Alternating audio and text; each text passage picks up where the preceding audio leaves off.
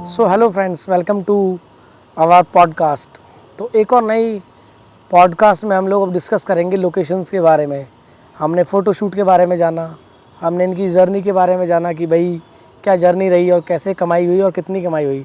तो आज हम लोग डिस्कस करेंगे लोकेशंस के बारे में कि लोकेशंस जो हैं वो किस हिसाब से आप लोग डिसाइड करते हैं प्री वेडिंग्स के लिए या बेबी शूट्स के लिए। क्योंकि आजकल तो देखा जा रहा है कि लोग ऋषिकेश जा रहे हैं, कोई लद्दाख जा रहे हैं शूट्स के लिए। तो दिल्ली एनसीआर में भी तो बहुत सारी लोकेशंस होंगी शूट के लिए, तो उसके लिए आप क्या कहना चाहोगे? देखो, सबसे पहले तो मैं थैंक यू बोलना चाहूँगा कि आपने मुझे दोबारा बुलाया है। और मैं व्यूअर्स को भी बता दूं कि ऑल ओवर इंडिया में बहुत सारे ऐसे लोकेशंस हैं जहां पे हम लोग फ़ोटोशूट कर सकते हैं। ओके। अब वो लोकेशन पेड भी हो सकता है और फ्री भी हो सकता है। जहां पे आज हम बैठे हैं, this is a paid location. ये लोकेशन जो है ना, ग्रेटर नोएडा में है, which is nearby Noida, which is adjacent to Delhi. Yes, it's a good option. अगर आपको प्री वेडिंग शूट करना है, इट्स अ गुड ऑप्शन। अगर आपको एल्बम शूट करना है, इट्स अ गुड ऑप्शन। अगर आपको प्री बर्थडे शूट करना है, इट्स अ गुड ऑप्शन। लेकिन हम लोग लोकेशन को चूज़ कैसे करें? बिल्कुल। सबसे पहला फैक्टर, लाइक पेड लोकेशन क्या है और नहीं देखो, फ्री लोकेशन ऐसा क्या? पेड लोकेशन का मतलब होता है कि आप पे करके उस लोकेशन के अंदर एंट्री कर रहे हो। ओके और वहाँ पे आपको कुछ सेटअप्स मिलेंगे। ओके। तो यहाँ पे भी समवेयर अराउंड 30+ सेटअप्स हैं जहाँ पे हम लोग शूट कर सकते हैं। Whether it is pre wedding, whether it is bridal look और पोस्ट वेडिंग शूट। हमने इस लोकेशन को बहुत यूज़ किया है। कोविड के बाद ये शुरू हुआ था इन 2020, एंड उसके बाद हमने बहुत, आज तो मैं देख पा रहा हूँ इतना ग्रीनरी है इस लोकेशन में जिसकी कोई हद नहीं। तो लोकेशन चूज़ करने से पहले ना आपको कुछ फैक्टर्स को ध्यान में रखना होता है। सबसे पहला फैक्टर, आपका बजट क्या है। ओके, हाँ, बजट तो लोकेशन इम्पोर्टेंट है। को पे करने के लिए क्या बजट है। बिल्कुल। अब सोचो, कोई कहता है कि जी मेरे पास 5,000 का बजट है, मैं लोकेशन में 5,000 रुपये दे सकता हूँ, ठीक है। उससे ज़्यादा मैं पे नहीं कर सकता। बिल्कुल। कोई कहता है नहीं ठीक है, मुझे बहुत प्रीमियम लोकेशन चाहिए, 25,000 का भी लोकेशन होता है। ओके। हैदराबाद में 25,000 का लोकेशन है। अब यहाँ पे क्या है, यहाँ पे 4,000 रुपये से लेके करीबन लोकेशन जाता है 15, 20,000, 25,000 तक इन दिल्ली एनसीआर। इन दिल्ली एनसीआर। तो ऐसा लोकेशन में वो क्या देते हैं कि भाई जो एक पर्टिकुलर लोकेशन का प्राइस ही 20,000 25,000 रुपये जा रहा नहीं है? देखो, इस लोकेशन में ना एक तो आपको बहुत सारे सेटअप्स मिलेंगे। ओके। प्रॉप्स मिलेंगे, सेटअप्स मिलेंगे, आपको आउटडोर इंडोर का ऑप्शन मिलेगा। तो बहुत, मतलब इसमें फ़ोटो वीडियो दोनों चीज़ें कर सकते हो आप। इट्स लाइक एक ही बाउंड्री के अंदर आपको बहुत सारे लुक्स मिल जाते हैं, बहुत सारे एनवायरनमेंट मिल जाता है एक ही चार दीवारी के अंदर में। करेक्ट। तो एक ही चार दीवारी पे आपको बहुत सारे सेटअप मिल जाएंगे जहाँ पे आप अपने स्टिल फोटोग्राफ्स भी ले सकते हैं और वीडियो भी ले सकते हैं। लेकिन जो लोग जैसे ऋषिकेश जाते हैं लोग, आजकल तो बहुत ज़्यादा इंस्टाग्राम्स पे रील्स वगैरह चल रही हैं, तो हम देखते हैं कि भाई बहुत सारे लोग ऋषिकेश जा रहे हैं या लद्दाख जा रहे हैं।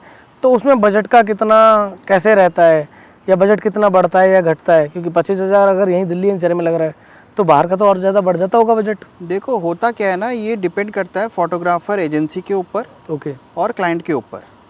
अब जैसे मैं अगर हमारी बात करूं तो हम लोगों ने सेम पैकेज ऋषिकेश में भी शूट किया हुआ है। ओके। सिर्फ डिफरेंस था 5-7,000 रुपीज़ का। तो वो कोई डिफरेंस होना होता है, वो हाँ, तो आप 5,000 जाओगे, आओगे, खाओगे, रहोगे, 10-12 हज़ार तो रुपये छोटा सा ट्रिप ही हो गया। छोटा सा ट्रिप हो जाता है। तो मैंने लास्ट पॉडकास्ट में भी बताया था कि हम लोगों का जो कैलकुलेशन होता है ना कमर्शियल का, वो थोड़ा डिफरेंट तरीके से होता है। Okay okay.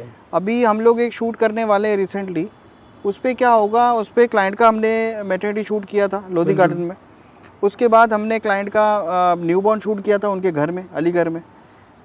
तो वो कंटिन्यू शूट कर रहे हैं और चीज़ें हो रही है। तो हमें अब ऋषिकेश में जाके उनका शूट करना है। उनको मैंने सजेशन दिया कि अब यहाँ तो बहुत सारा हो गया, पेड लोकेशन भी ले लिया, इंडोर स्टूडियो भी कर लिया, घर पे भी कर लिया, आउटडोर पार्क में भी कर लिया, अब कुछ बचा नहीं।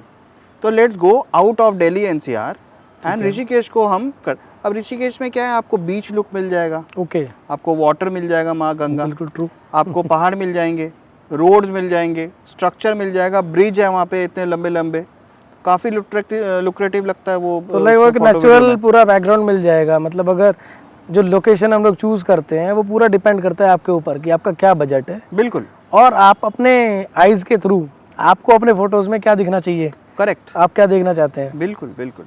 तो बजट पे इसका कोई भी किसी तरीके का इम्पैक्ट उतना ज़्यादा नहीं पड़ता।